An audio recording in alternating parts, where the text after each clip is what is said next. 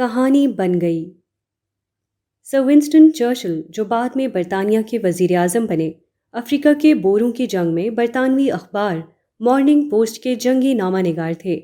اس دوران ایک واقعہ پیش آیا جس کو جنوبی افریقہ کے سابق وزیر اعظم جین کرسچن سمتس نے چرچل کے عروج کے زمانے میں سنایا۔ وہ چرچل کی موجودگی میں وائٹ ہاؤس کے ڈنر کے موقع پر تقریر کر رہے تھے۔ انہوں نے بتایا کہ بور وار کے دوران مسٹر چرچل برطانوی سپاہیوں کے ایک دستے کے ساتھ بوروں کے ہاتھوں پکڑے گئے۔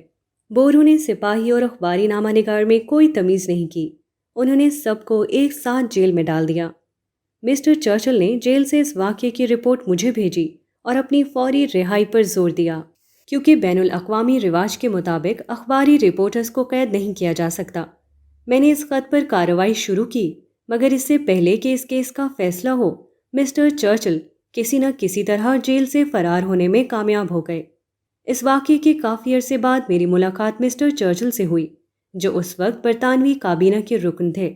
میں نے وہ واقعہ یاد دلایا تو مسٹر چرچل بولے، آپ نے اچھا کیا کہ میرے خط پر میری درخواست کے باوجود فوری کارروائی نہ کی۔